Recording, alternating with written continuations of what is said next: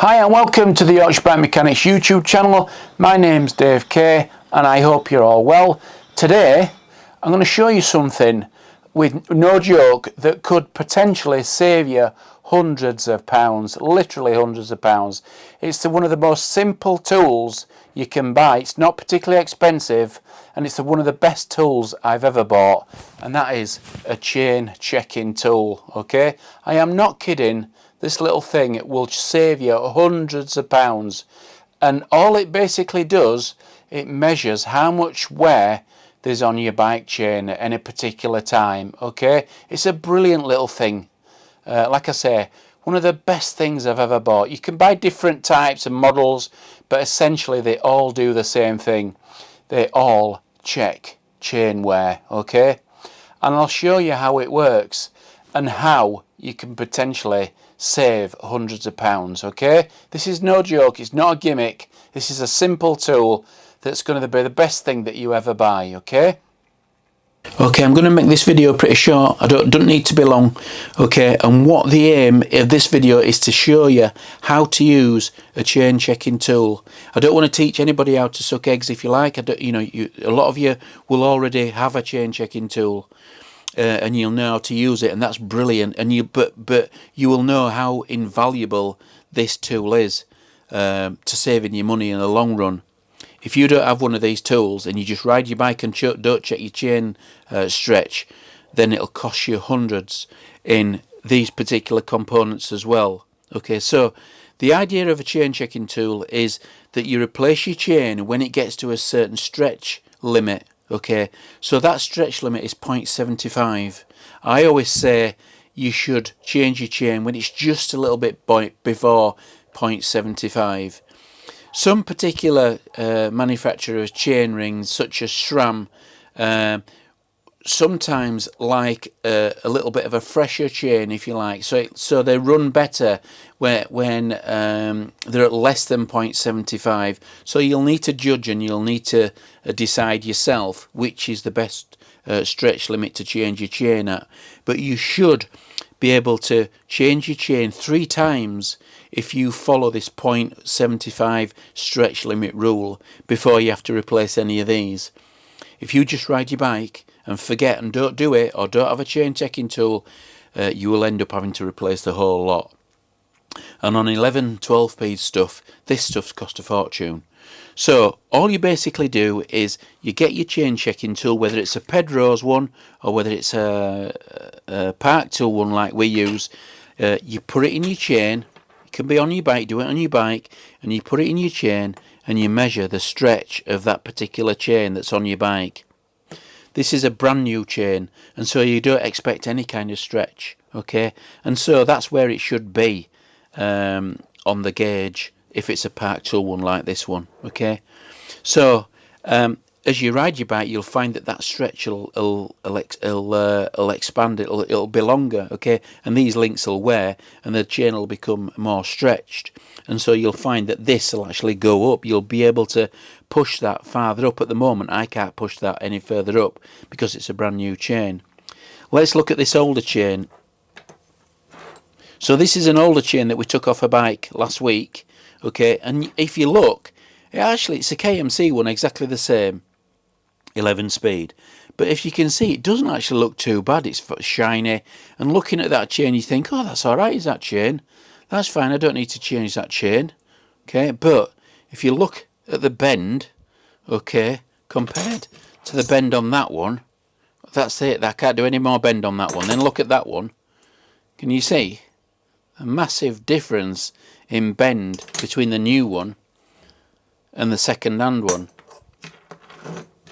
So let's put a chain checking tool on this chain here that we took off last week. Remember, it should be at 0.75 and we should change it. So if I bob that in there, push this cam over to where it starts to stop and I can't push it anymore, it's going. We're at 0.75 and it's gone past. Okay, we're at 1 mil and it's gone past. Okay, so we're now as far as that chain checking tool can go, and we've still got some stretch there as well.